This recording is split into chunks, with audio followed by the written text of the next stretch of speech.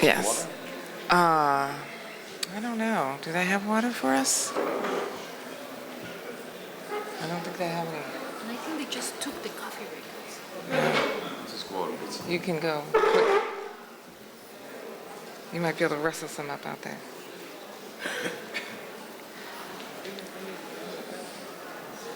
No, I'm reading.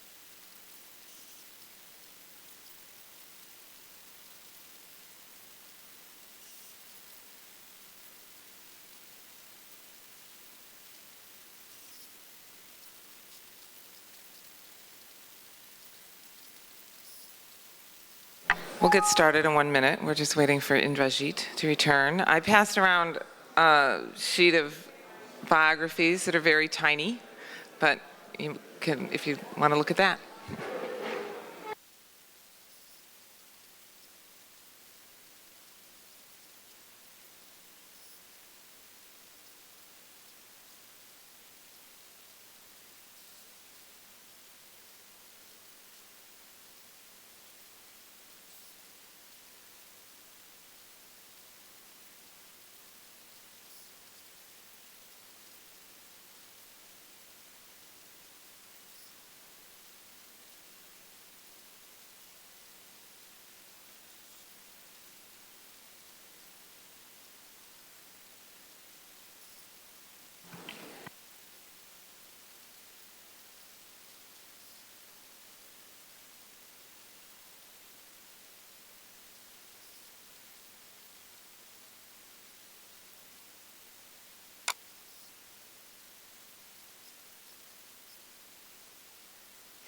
Okay, we're going to get started. Thank you, everybody, for coming.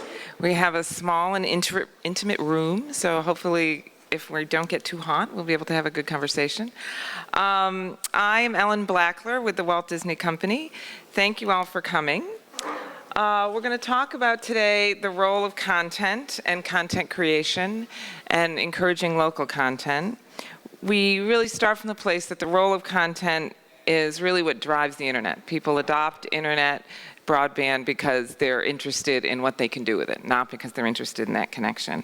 And we see this all over the world, that where there's content people want, that's what really brings people to their broadband connection. And the converse is also true. As more and more people go to the internet, we see more and more content being created. So policymakers see the same phenomena, and they're asking, how can we create a local content industry of our own? We're particularly interested, I think, in what the growth of creative industries, both as an economic development matter to grow your economy, and also to share cultures and relevant information for people wherever they are. Today, we've brought together some actual content producers from around the world, and they're going to talk about the enablers of what allows them to create content where they are, and also some of the challenges and what we can kind of work together on trying to modify. So we're going to jump right into it. And when people speak for the first time, I will ask them to say a little about the kind of work that they do and give a little bit of a background, but I do have maybe we can throw these over here. I do have these biography sheets. And I think that people who are sitting next to the door will be in charge of shutting it when it gets opened, so that the enthusiasm from the hallway doesn't dampen our enthusiasm in here. So I'm going to start with Carla. Welcome. Welcome from Guatemala. And I would like you to talk a little about yourself, but also address if you could name 3 things that you think are most critical to creating a sustainable local content culture in Guatemala. Perfect. Oh, Carla Ruiz. I will at least give her name. Thank you. Well, as Ellen said, I'm Carla Ruiz from Guatemala, and I own a digital agency that is called Milk and Cookies, where we develop games, content, applications for clients. So it's not for our own developments, but we are working for different clients. So the three things that I think are very important for achieving a sustainable environment for developing content, number one will be education. I think we need to change the way we are educating the children. You know, when we're teaching them how to write and how to learn, how to read and write, we really have to change the program, because it's not only about that, but it's also how to make storyboards, how to make scripts, how to tell a story. Because telling a story has changed with all the things and platforms that we have. We need to be able to tell a story in 6 seconds for Vine or in 30 seconds video, and sometimes we don't have that capabilities to do it. So when I was at school 15 years ago, I used to do essays, and I get to learn what was a plot, but all that has changed. And we still today are learning exactly the same things that I was learning 15 or 20 years ago. So that's the first thing that we need to change. The second thing is, we always say that the content is the king, but the distribution is the queen. So people need to learn what are the different channels for distributing content. Because if we learn about the channels, then we can understand what kind of content we're talking about. Because sometimes we're talking about articles, or we're talking about essays, but how can we translate that when we want to share that on Twitter and we only have 140 characters? We can tell a whole novel on Twitter if we know how does this channel of distribution works. And the third thing is that I think it's very important to people to understand the different business models that there exist. Because there's a lot of people, when they think about content, they think that the business model has to be around advertising, or we see all these bloggers and Instagrammers that are making a lot of money because of advertising. But that's not the only business model that exists. When I talk about content, the content that I'm very interested in in the internet is doctors, lawyers, nurses talking about their subjects, their topics, and they don't have to be like writers or producers. They can be normal people with normal professionals creating content. Then the business models is that they have a better personal brand, and that they can have more business around them. But there's a lot of lack of knowledge in this part of all the things that the internet can do for us as a business outside of the internet if we are given time creating content. Thanks. Before we move on, maybe you can talk a little about your business model in Guatemala and what you're trying to pursue. Perfect.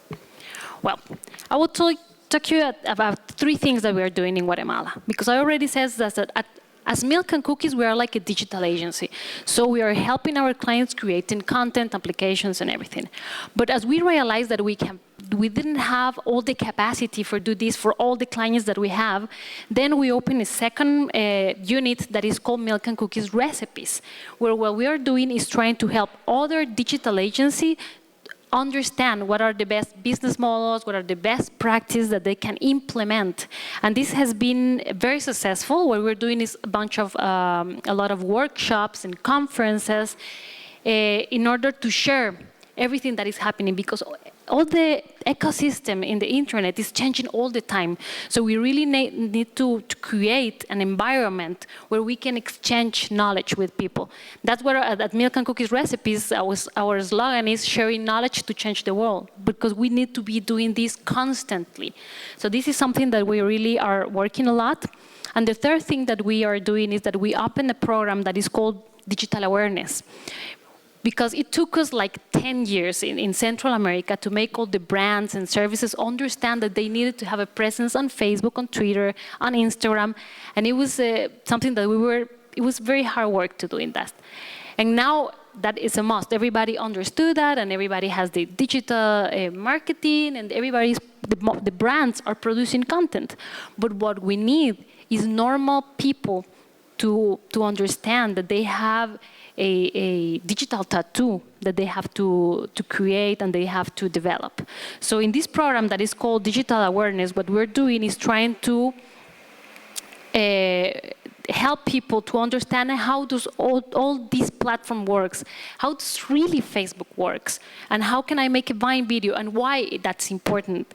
And the most important thing that we're focusing in is that we need, because we have all the teenagers and the millennials and all these people that we know that they're super good in all these platforms, they know how to use them, but they don't really know for what and what are the consequences. And I always talk about going back to the basics, because we need like having mentors and moderators and people that are more experienced in life. This is never going to change. And I always have the example of, remember your mother or your father when they were telling you how to do the things when you were teenagers. And now that you're 30, you think that you know that they were right. And we don't have this on the internet right now. We have a lot of young people doing a lot of things using all these different platforms without knowing the consequences. So that's what we created this digital awareness platform, because we need people over 35 years old to be there and to give 5-10 minutes of their time daily in order to mentor or to guide people that is younger, that sometimes they are doing things that can affect their career in the future. Because with this digital tattoo, you already have applications today that in human resources departments are using to know who you are, how you behave, your character and everything.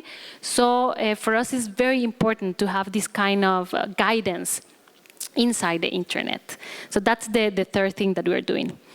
And with this digital awareness program, what is helping a lot in order to create more content is that when we have people that understand how to move and how to use all these social platforms, then they are more comfortable developing content. Because as I was saying before, sometimes when we think about creating content, sometimes when I say to someone to create an article, just the word article, they feel like very uncomfortable, because they say, no, an article is for a journalist to do or for a writer, and I am not. But if you are a lawyer or if you're a mother, then you know things that you can share, and you can just make a Facebook note that the word is less uncomfortable, or you can just create a video without being a producer. So that's the content that we need to incentivize people to be doing. Thanks. Thank you. Let's turn to Anne Chongui, and why don't you tell us a little about your business and also address what you think are the critical factors that have helped you succeed. Thank you, Ellen, and thank you for this opportunity. Good morning, everyone. Anne and I run a company called Afros. It's a social enterprise, and what we do is we build game-based learning solutions that are really designed to get young people to start rethinking and challenging some of the norms that they have that have shaped the way they do things. So an example is that we have worked on a series on peace and elections called Haki, and Haki Kiswahili means justice. This is about how to engage young people in making the right choices during elections that will end up in peace, rather than in their being manipulated by politicians to engage in violence. We've done the same on gender-based violence. We're working on one now on connecting young people to online work. So, but we try to do it in a way that's fun, that's in their hands, that is sort of aligns to the way in which they live their lives today, especially amongst young people. And we're doing this across country. So we're doing this in Kenya, we're doing this in South Africa, and we're doing this in Nigeria now as well.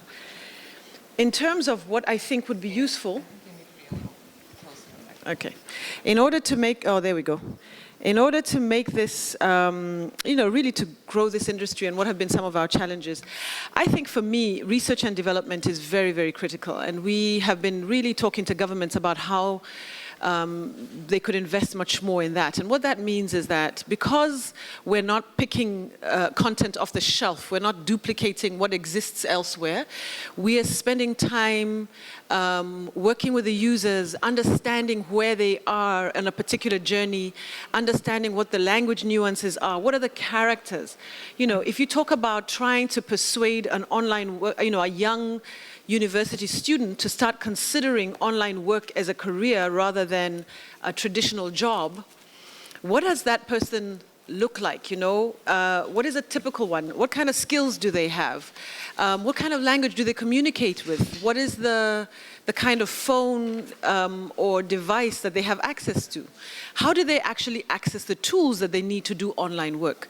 So we will spend a lot of time trying to understand the different nuances of the user on the one hand, but on the other hand, how do you develop this so that it works across multiple users? And to really invest in what that looks like. And so we found that many times we're shortchanging what we could do just because of the costs that are behind that. And I'm talking about that in terms of us ourselves as Afros, but really it's the industry at large, because when I talk to other companies and organizations and we get together and we start talking about how do we help develop the industry, this comes up often, where many people just shortchange themselves, and entrepreneurs don't have the kind of support that they need to be able to create, you know, world-class, scalable content, local content products that could really impact significantly on the lives of the users that they're working with. So the R&D side, I think, is a very big one, and really trying to work with global partners is something that we're exploring quite closely to see, you know, how do we bring in some of that global experience into the kind of work that we do, but then help global partners understand what are the local nuances that have to be, otherwise it's not relevant for our local audience. So that's a big one. Carla talked about education, and I think for me there's also training of, you know, some of those who've already come through the, you know, schools of fine art and who have, you know, can do illustration and graphic design. But how do you actually start applying this? Because I find that the education system for me is very narrowly defined. It assumes that you're coming out of a particular school and going into a very traditional environment, where you're going into maybe a digital agency that does graphic design in a particular way. Right? Now we're building games for mobile across multiple platforms. We're using local characters. We're thinking about all kinds of pieces within this design and development that requires that our artists and our the different providers of the content and the creators of the content are well developed. And so what we found that we've had to do is invest ourselves in the content producers with whom we work. So we have to actually really train them in what does that look like, because they're used to, you know, providing either for a global market or providing for, you know, a short videos. Now we need to do this for a massive game. How do you actually start learning how to do that when the industry doesn't train you in that way? Our schools don't train in the same way because, you know, it's just not very well developed. So we're investing quite a lot in that area. And then the last one is around intellectual property. So we now have an interesting challenge of having to develop even either proprietary or open source content. And the industry is not familiar with that. And so we've been having a very interesting experience in the last few weeks because we're working with a huge open source project. And the reason it's open source is because the clients that we work with want to be sure that this is something that can be engaged with for the public good and for the public commons, and they want it developed over time to build an industry around online work in the African continent. And so it's targeting young people, it's trying to challenge unemployment rates, so it's got a really big public good. And so the big thing is, how do we actually develop this open source community? It's not very well developed in our continent at all. And so we found that as we started trying to draw in people to come in and work with us with this open source licensing, there was so much confusion. And so we had to then take on the role of educating people who then come into the system and start trying to bring them in to understand how intellectual property works in different contexts, right?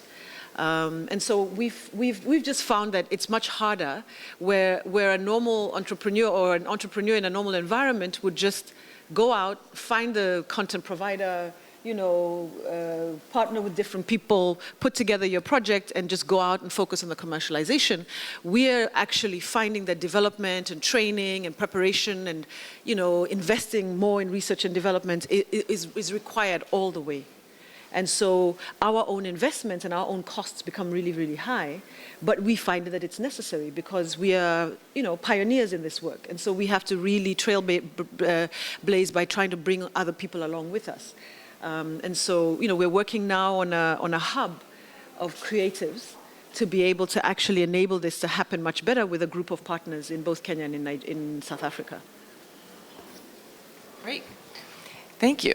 So we've heard from 2 examples of people, entrepreneurs working in this space, and I'd like to turn now to Indrajit and see if you can tie it together from these individual experiences, what, as you study this field generally, do their experiences track what you're seeing, and what advice would you give policymakers who would like more Anns and Carlas at work in their countries?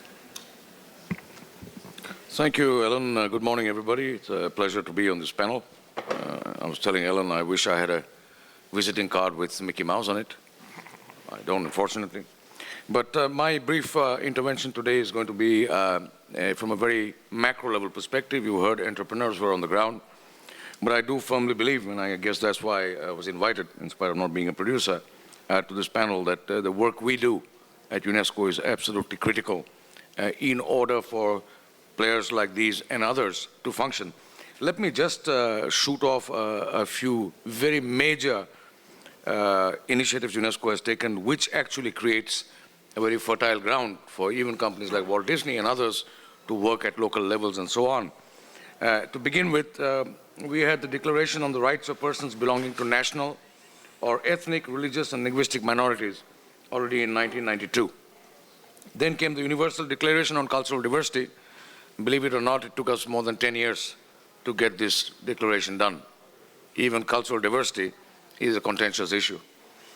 Then we had the Convention for the Safeguarding of Intangible Cultural Heritage in 2003, Convention for Safeguarding of Intangible Heritage 2003, and most importantly, in UNESCO, we are the first agency in the world to have a recommendation concerning the promotion and use of multilingualism and universal access to cyberspace.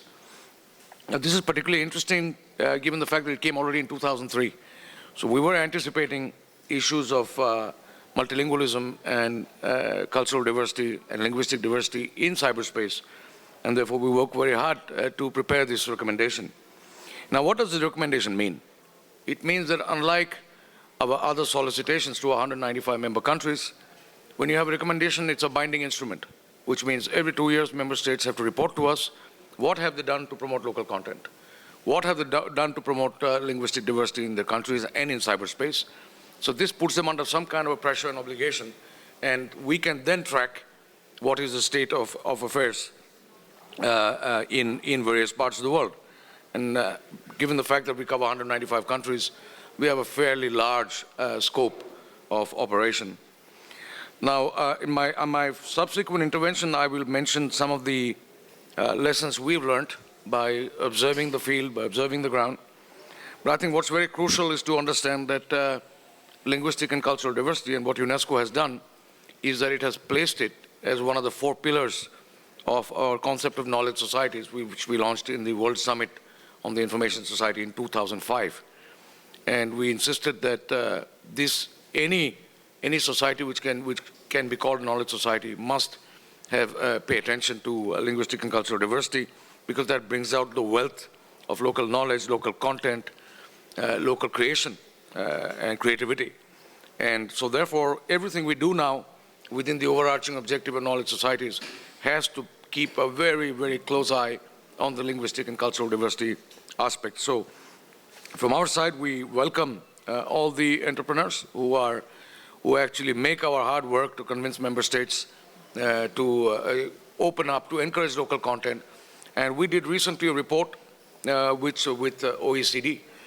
And the whole idea was to show that the existence or the availability of local content brings down cost of access. Because this is one of the arguments that we can give to member states, saying not only will you have content in your own languages, but also the cost of access to your citizens will go down. And I think this report was very well received. And we were also working very closely with URID and ICANN. We have a session this afternoon on promoting top-level domain names in local script. because that again creates a space for greater inclusion, greater ownership of countries of internet and cyberspace. So there are a number of initiatives we have taken.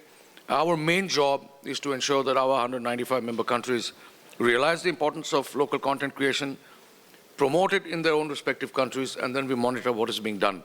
And if these entrepreneurs shoot up every other day, it makes us feel very proud that our work is seeing concrete realization and manifestation. Thank you. Thank you.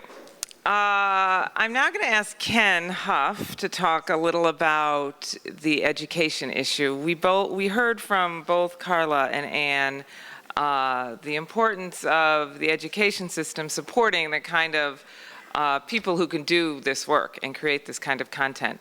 And I'll let Ken talk about the program that he runs at Disney, which really is designed to bring really the cutting art digital skills and the artistry together and build the capacity for the employees that we need. Ken. Thank you, Ellen. So I am the training supervisor at Lucasfilm Animation Singapore. George Lucas of Star Wars fame many years ago decided that he wanted to open up a studio location outside of the United States. He'd been very much based in San Francisco. And as he was looking around the world for a location to open up a branch studio, Singapore stood out to him for a number of reasons. One was that it was a cosmopolitan city. It was very centrally located in Southeast Asia, and he saw the potential of the Southeast Asian market, both on the talent side, the artists who help create the work, and also on the consumption side, the people who would be viewing the films that were being made.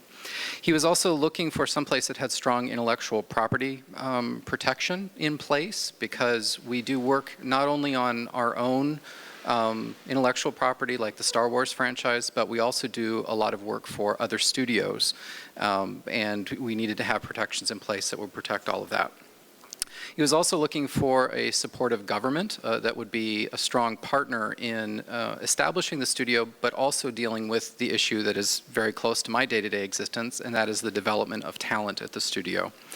And in order for all of that to happen, he also needed a place that had a very strong education infrastructure, and ended up that place being Singapore. So in Singapore, while all of these things were there, what didn't exist was a strong visual effects and animation industry. And it was something that, as a company, we knew that we would have to help to develop, not only for ourselves, but to basically create a talent ecosystem within the country. We needed something that would bridge the gap between what the formal education programs were doing and what we needed as entry-level artists coming into the studio. So the core of this program is something we call the Jedi Masters program, which is a 6-month paid apprenticeship program. It's a full-time program. It's highly competitive. We receive sometimes upwards of over 100 applications for anywhere from 8 to 12 slots, final participants in the program. Usually we're averaging about eight apprentices each time we run the course. We don't run them on a regular basis. We're not on an academic schedule, because we're trying to populate an artist pool within the studio, and that is based on our production needs. So we determine about 6 months to 9 months ahead of time what kind of course we're going to run, what the specific discipline is, and then we recruit specifically for that course. But it does happen on a fairly irregular basis. The courses are very much practice-oriented. So we have people in the studio for 6 months full-time, and they are working with the same tools that our artists are working with on the production floor. They are also working on the same content that our artists are working on in the production floor. So we're not creating simplified content or new content entirely from scratch for these programs. We're actually taking assets and shots from films that we have worked on in the past and turning that into the course material. So they're working on actual practical production content, and I think that's one of the very important things about the program.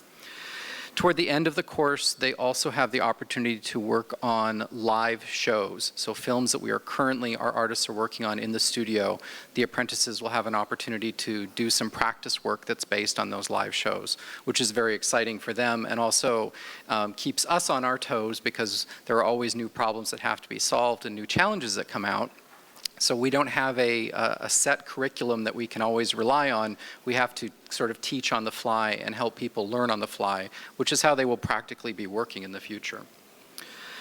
Even the the way that we maintain and structure the course is based on live production practices. So for example, when our apprentices are getting ready to submit their work for review by their supervisors, they are using the same tools that our artists on the production floor use to get their work approved by supervisors. So we do everything that we can to recreate the production environment. Our instructors are experienced artists and practitioners from within the studio, both from within the Singapore studio and especially in the past, also from our San Francisco studio. So especially at the beginning of our time in Singapore, we brought many instructors over from San Francisco.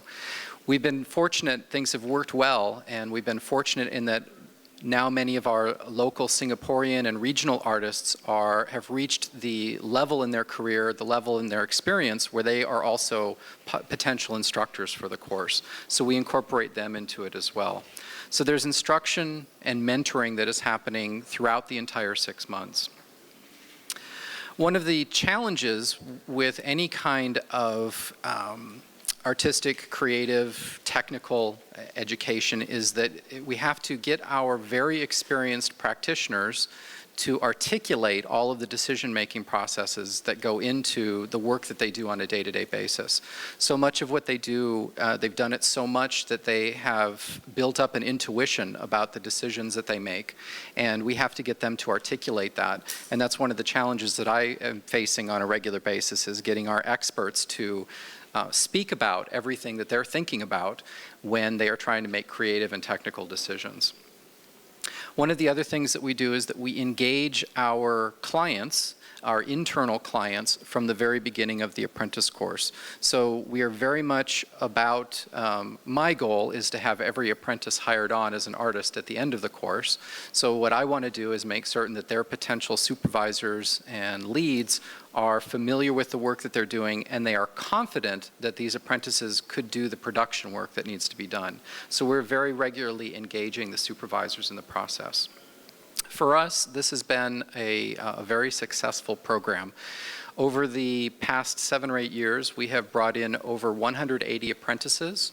Out of those 180 apprentices, we have hired on as full-time artists 125. We have 10 apprentices that started just 2 weeks ago, and we have 9 more coming in early October. So in October, we'll have a total of almost 20 apprentices in-house. And they both look like very good groups, and I'm very hopeful that we'll be able to hire on a majority of them once the course is done. Great. Thank you. We'll talk more about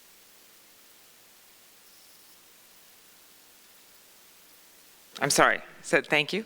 We will talk more about the elements of that program, I think, as we go through the day. I'm going to turn to questions from the audience in a minute, but before we do that, I did want to ask another question to our star entrepreneurs.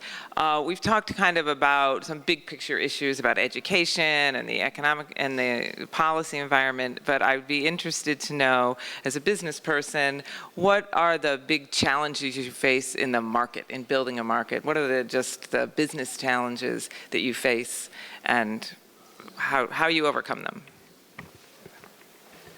Well, one of the biggest challenges is back to education, because when we're looking to hire people, the people that we are finding in the market is people that we have to train from zero when they're coming out of the university. In our, at Milk and Cookies, we have a whole unit that is working on 2D animations, 3D animations and everything. But the people that we are looking for is in architecture. These people that has been studying architecture is the best that we've found in Guatemala, and there's all we have. So imagine that you took someone that is just going out from architecture and you're trying to give him into this content creation world. So they don't know anything about scripts, storyboards, anything, but they have the skills and they're very talented, more artistic. So we have to take them from zero and train them. So it's a big cost for us. And there's no an institution that is working in that matter.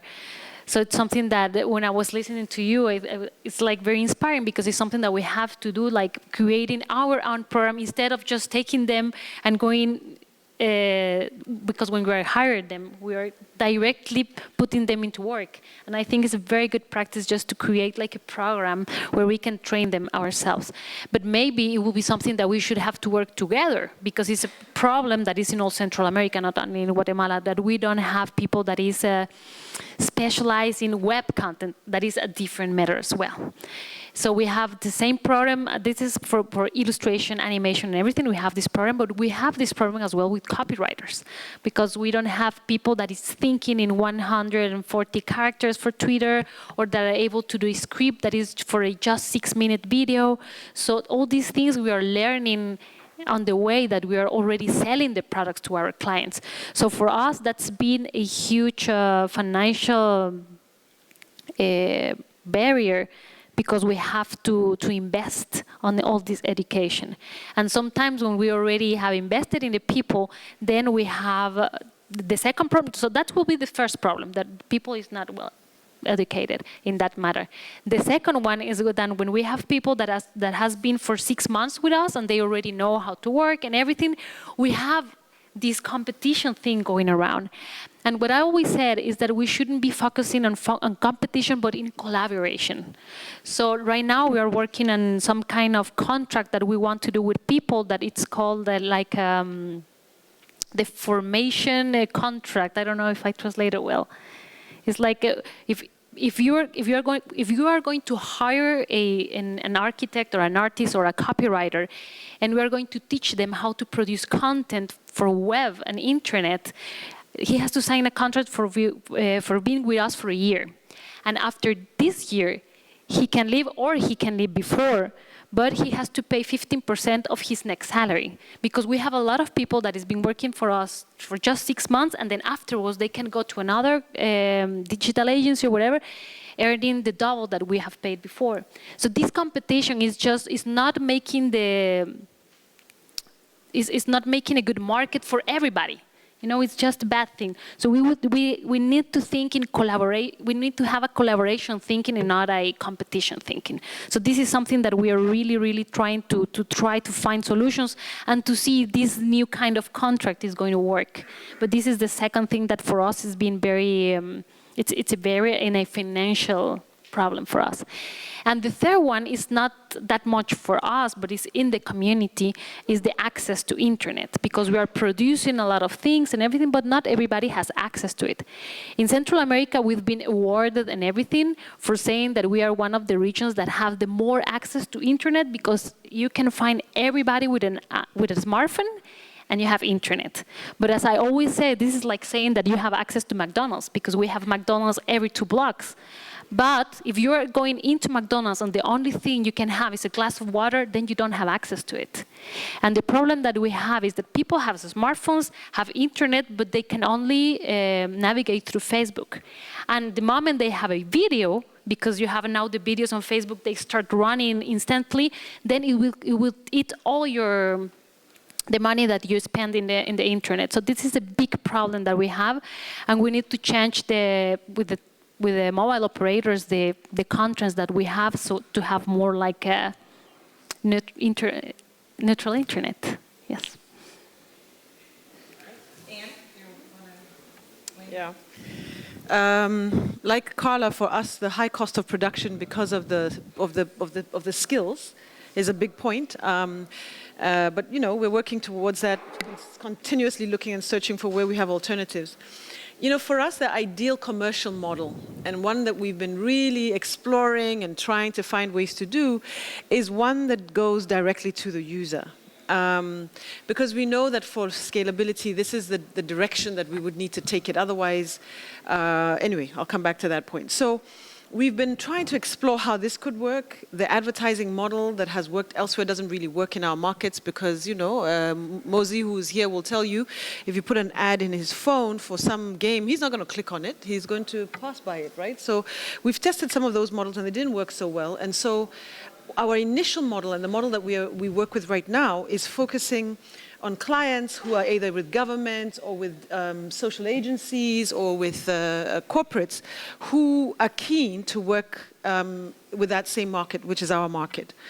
The challenge that we have is that a lot of our work is impact-oriented, you know, social impact-oriented. And because of that, the minute there's a financial crunch in a business, the first thing that they drop is anything that's sort of altruistic.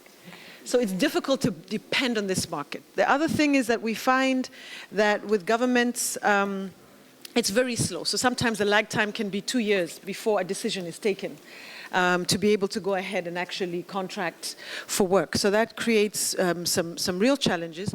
But the biggest one we have, and we've been trying to work with the governments to try to get the work into schools, is that the governments themselves have policies both in Kenya, in South Africa, and in Nigeria that prevent young people from going to school with mobile phones. Access in our African market is on mobile phones. You have a few computers in schools, but those are just outliers. Those are just a few schools where people are testing the models and piloting, but the majority, if we're going to talk about access and have this kind of content that we're working with really benefit young people, it has to be on mobile phones. And so, you know, I've made a couple of proposals, which is, okay, you know, you can block the students from having the phones all the time, but just the way you have a computer lab, you could have a mobile lab where mobile learning labs happen for 2 hours on a Thursday and another hour on a Tuesday, you know, and at that time, students are allowed to actually use their phones because otherwise it becomes, you know, dead end, right? And another thing is that pushing that free data is provided, free wireless is provided at these schools once this is allowed, so that we're not having the issue that Carla was raising about the cost of data. So that's really quite a big one. And so when we go back to trying to figure out then how to get to the user directly, our long-term goal is to be able to actually come up with business models that will work directly to the user. But we know our biggest competition is the attention economy, right? So we're not competing with the next better game. We're competing with everything that is drawing the attention of a user. And so the difficult thing with that is how do you weed through that? Which is why we've been looking at how this can be provided in an institutional context so that there's almost competitive advantage that's given to our products because they've been ticked off as a, you know, they've got a sort of social impact, you know, public good mark on them that says, you know, parents, young people, this is good for you. And of course, the uptake would be a problem if it's not good quality. But the challenge we're having is that we're competing with Facebook and we're competing with WhatsApp and we're competing with everyone else. So it's got nothing to do with actual content that's around that particular issue. It's about everything that draws their attention. And so we've been trying to figure out, you know, what are the ways in which you can actually get them to pay attention to this. And it's not easy, but, you know, that's part of the joy of being an entrepreneur is you're constantly trying and testing. And we're still alive 4 years down the road, so we figure, you know, we must be doing something right. So, Great. Do you have anything you want to add in? Okay, so before we turn to the audience questions, I think I'll go back to Ken. And can you give us a couple examples of if someone here is thinking about figuring out how they should be addressing this training gap problem, what are the key elements of a training program, a post-secondary program, or even starting in the younger ages? What are the technical skills that you see you can work with once they come to you as an employee? So there are a few things when sort of thinking about what would an ideal program look like. There are a few things that came to my mind. The first one was that people, the students, the participants would be addressing open problems and complex problems, problems that we don't necessarily know the solution to. You can't turn to the back of the book and look at the answer key to find out what's the best way to approach this thing.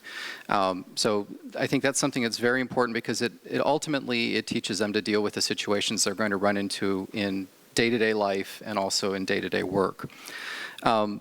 Instructors and mentors that have practical experience in whatever it is that you are trying to teach, whether it is visual effects and animation or it's copywriting, or creating artwork for short form on the internet. All of those things have very specific technical and aesthetic requirements that I think you need to have experienced practitioners helping people to learn and understand. Another thing is that along those lines, to be very aware of is that you may have someone who is a very experienced practitioner, but they may not be a good educator. So I think it's important that you have someone around that is an experienced educator that can help that expert take what they know and extract it from their brains and share it with the students. I run into this problem all the time where I have incredibly brilliant practitioners in the studio, but they're not necessarily good educators. They're not necessarily good mentors, and that's part of my role at the studio is to help them with that. One of the things with all of these mediums, anything dealing with content these days, it is there is a very highly technical aspect to it. There's also what I call the aesthetic aspects to it. So you have to have a balance between the two. You can't just teach people which buttons to push, which menus to select. You have to teach them why are you doing this? And not why are you selecting that button, but why are you creating this content? What is motivating you to create this content? That is the harder thing to teach, and I think really the way that you teach that is by setting up experiences for the people to learn on their own and to build up their own experience. We have two wonderful little acronyms floating around at the studio. One is WIP and the other is CBB. So WIP is work in progress, and it is a way that we mark as we're getting work, passing it off to a supervisor for feedback, we mark it as work in progress so that this isn't the finished result, but I want you to give me your thoughts. What do you think about it as it is right now? But it's not the final. I'm going to do more. So work in progress, that's one idea. CBB could be better. We have an incredible high standard within the studio, and I think probably anybody who works creatively has incredibly high standards for themselves. But we also have to be practical. We have deadlines, we have budgets, we have constraints on the work that we do. And so there's this indication that we can put on the work that we're doing called CBB, and then we'll put notes after it. If we had another 6 hours to work on this, another 2 days to work on this, where would we spend that time? How could we make this better? And I think that is something that it's not only useful to think about it in terms of giving and getting feedback, but it's really a wonderful way to think of things in terms of education as well. Education is always a work in progress. There is no one solution, and it's always something that can be better. We need to continue to iterate on our education practices, and we need to continue to strive to innovate. Sometimes we aren't going to innovate. Sometimes we're just going to have to slog through and get something done. But other times we have that opportunity where we can go back and look at things that could be better and come up with some innovative way, not only to create the content, but also to teach how to create content. Great, thank you. So I think now we have a few minutes left. If people have questions for our experts, lots of questions, so exciting. Start with you. Go ahead. Hi, my name is Peter Bruck. I'm the chairman of the World Summit Award. I think that this has been a very, very useful and exciting session.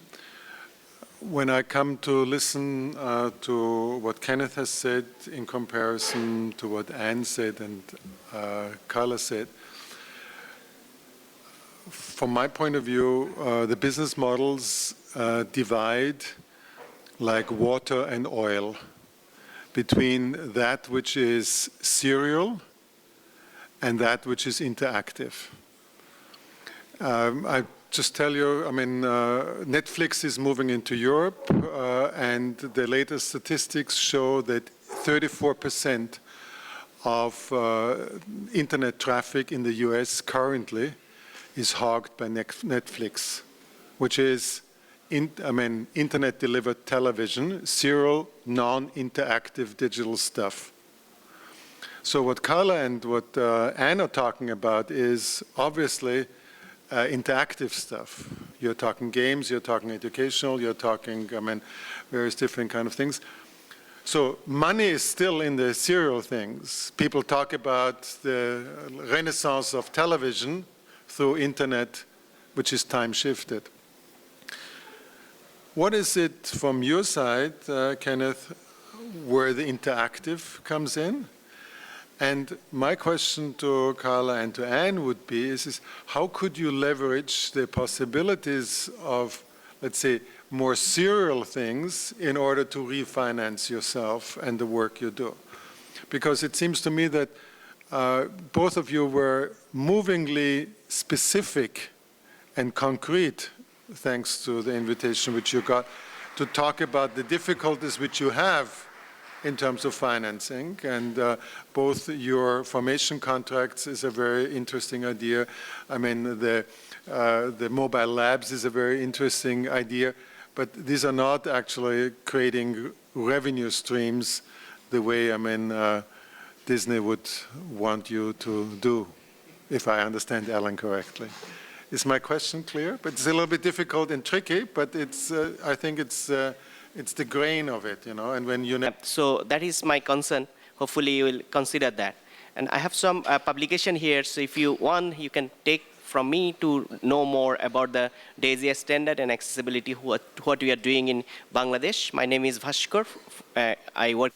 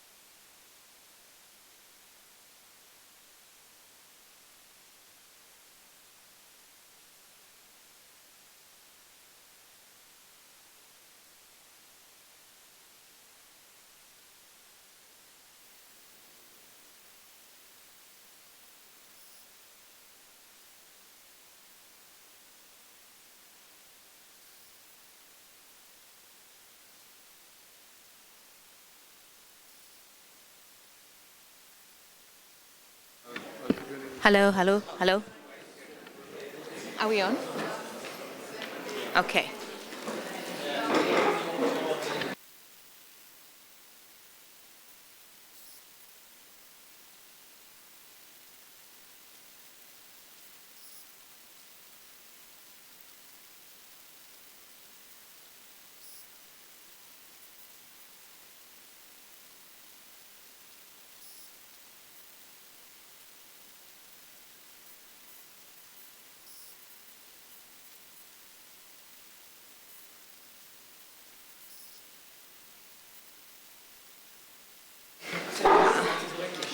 Huh?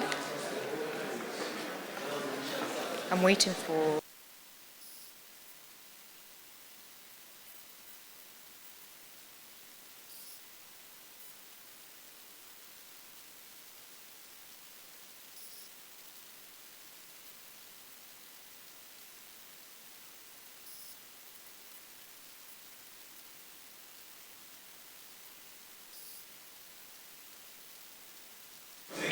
Okay, good afternoon, everybody. I hope you all had a good lunch.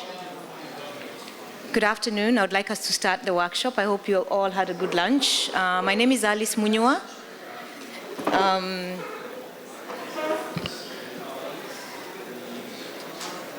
I'm waiting for Enrico. My name is Alice Munywa, and I come from Kenya.